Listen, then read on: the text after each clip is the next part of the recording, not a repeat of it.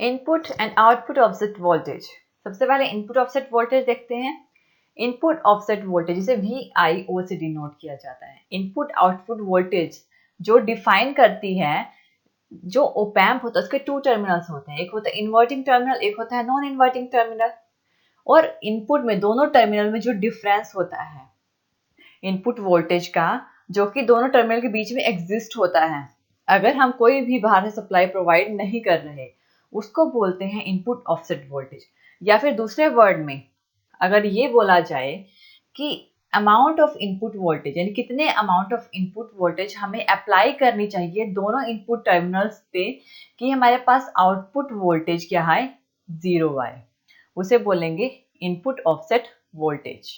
क्योंकि जो output offset voltage होती है वो इनपुट ऑफसेट वोल्टेज की वजह से ही आती है। ये जो सर्किट है ये शो कर रहा है इनपुट ऑफसेट वोल्टेज का। और जो भी आउटपुट ऑफसेट वोल्टेज होगी वो हमेशा जो हम इनपुट पे प्रोवाइड करेंगे उनमें जो मिसमैच आएगा, यानी कि इन्वर्टिंग और नॉन इन्वर्टिंग जो टर्मिनल्स होंगे उन दोनों में जो भी मिसमैच होगा उसकी वजह से हमारे पास आउटपुट ऑफसेट प्रोड्यूस होगी। देखिए, हम जानते हैं कि जो हमारे सारे कंपोनेंट्स होते हैं, यानी अगर हम डिफरेंशियल एम्पलीफायर्स की बात करते हैं तो एक इंटीग्रेटेड सर्किट में, एक आईसी में नंबर ऑफ डिफरेंशियल एम्पलीफायर्स होते हैं एक सेम चिप में।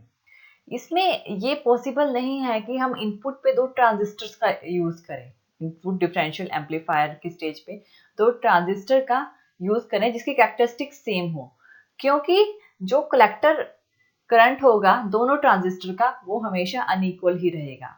और जो डिफरेंस आएगा आउटपुट वोल्टेज पे फर्स्ट स्टेज पे, अगर हमने 2-3 डिफरेंशियल एम्पलीफायर यूज किए हैं और फर्स्ट स्टेज पे डिफरेंस आएगा तो आगे नेक्स्ट स्टेज में वो इंक्रीज होता जाएगा। यानी जो आउटपुट वोल्टेज होती है वो प्रोड्यूस होती है इनपुट के मिसमैच की वजह से। इनपुट टर्मिनल्स में अगर कोई मिसमैच हो तो उस टाइम पे आउटपुट ऑफसेट वोल्टेज प्रोड्यूस होती है विदाउट फीडबैक। और आउटपुट ऑफसेट वोल्टेज जो कि डीसी वोल्टेज होती है और ये पॉजिटिव और नेगेटिव पोलैरिटी दोनों में हो सकती है। ये डिपेंड करता है पोटेंशियल डिफरेंस पे दोनों इनपुट टर्मिनल्स पे, यानी कि इन्वर्टिंग और नॉन इन्वर्टिंग में जो भी डिफरेंस होगा उस पे डिपेंड करता है। वैसे तो इनपुट ऑफसेट वोल्टेज को, यानी इनपुट पे जो भी हमारी ऑफसेट वोल्टेज है उसे प्रिडिक्ट करना बहुत मुश्किल है, लेकिन जो सर्किट है ये आउटपुट ऑफसेट के लिए है। लेकिन क्या होगा कि स्टैंडर्ड अगर हम देखे जाए तो 741 ओपैम्प के लिए, 741 आईसी के लिए जो इनपुट ऑफसेट वोल्टेज होगी वो 6 मिलीवोल्ट डीसी मैक्सिमम होगी और 740 के लिए 20 मैक्सिमम होगी। जो इनपुट ऑफसेट वोल्टेज होगी ओपैम्प के लिए वो सेम टाइप की होगी, सेम होगी, लेकिन ये पॉसिबल नहीं है कि उनका एम्पलीट्यूड भी सेम हो, उनकी पोलैरिटी भी सेम हो, ये पॉसिबल नहीं है। और उसमें क्या था कि ये मास प्रोडक्शन की वजह से होता है कि जब मास प्रोडक्शन होता है इसमें तो कुछ गड़बड़ हो जाती है जिस वजह से उनमें पोलैरिटीज में डिफरेंस आ जाता है। तो इसमें क्या होता है कि हमेशा लेस होती है अपनी मैक्सिमम वैल्यू से। यानी कि अगर हम 741 की बात करें, इनपुट ऑफसेट वोल्टेज 6 मिलीवोल्ट है मैक्सिमम, लेकिन ये हमेशा उससे कम ही होगी, उससे ज़्यादा नहीं होगी। यानी अगर हम एक 3 डिफरेंशियल एम्पलीफायर्स ले रहे हैं, 3 ओपैम्प 741 के 3 ओपैम्प्स ले रहे हैं, तो उसमें क्या होगा कि हम हर एक ओपैम्प का, तीनों में हर एक ओपैम्प का अलग अलग से अगर मेजर करेंगे उन्हें, तो तीनों की जो आउटपुट ऑफसेट वोल्टेज होगी उनका एम्पलीट्यूड और पोलैरिटी कभी भी सेम नहीं हो सकता। और अगर आउटपुट ऑफसेट वोल्टेज का मैग्नीट्यूड और पोलैरिटी सेम नहीं है, इसका मतलब ये है कि जो इनपुट ऑफसेट वोल्टेज है उनका एम्पलीट्यूड और पोलैरिटी भी सेम नहीं है। और नेक्स्ट कि अगर हम आउटपुट ऑफसेट वोल्टेज को रिड्यूस करना चाहें, रिड्यूस करके 0 करना चाहे तो हमें क्या करना पड़ता है, इनपुट टर्मिनल पे एक एक्स्ट्रा सर्किट लगाना पड़ता है जो कि हमारे सर्किट को फ्लेक्सिबिलिटी प्रोवाइड करता है इनपुट ऑफसेट वोल्टेज पे। एक प्रॉपर एम्पलीट्यूड पे और एक प्रॉपर पोलैरिटी पे, और वो सर्किट उसको हम बोलते हैं वोल्टेज कंपेंसेटिंग सर्किट।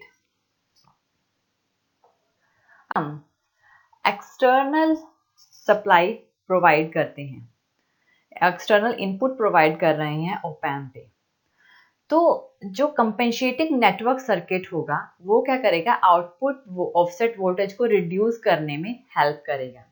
देखिए ये हमारा ऑप एम्प है, इसके साथ ये जो 10 के ओम का रेजिस्टर करंट, ये पोटेंशियोमीटर है जो कि नेगेटिव पोलैरिटी के साथ कनेक्टेड है, और ये जो पोटेंशियोमीटर है इसका काम होता है एडजस्टमेंट करना। और इस सर्किट का कंपेंसेटिंग नेटवर्क सर्किट का यूज करके हम आउटपुट ऑफसेट वोल्टेज को रिड्यूस करके जीरो पे कर सकते हैं, और उस टाइम पे ऑप एम्प है उसको हम नल्ड बोलेंगे या बैलेंस्ड बोलेंगे। और जो हमारा ऑप एम्प होता है 741 टाइप ऑफ एम्प के लिए, इसमें 10 के ओम का पोटेंशियोमीटर यूज किया जाता है। ऑफसेट नल पिन जो कि 1 और 5 यानी कि 1 और 5 के साथ कनेक्टेड होगा, और ये वाइप यानी यहाँ क्या वेरिएबल होगा, वाइप के साथ कनेक्टेड होगा जो कि नेगेटिव पोलैरिटी के साथ कनेक्टेड होगा ऑप एम्प के, यानी कि ये जो -VEE है इसके साथ कनेक्टेड होगा। इस पोर्ट को एडजस्ट करके हम आउटपुट को नल कर सकते हैं। तो इसमें तो ये हमने इनपुट और आउटपुट ऑफसेट वोल्टेज की।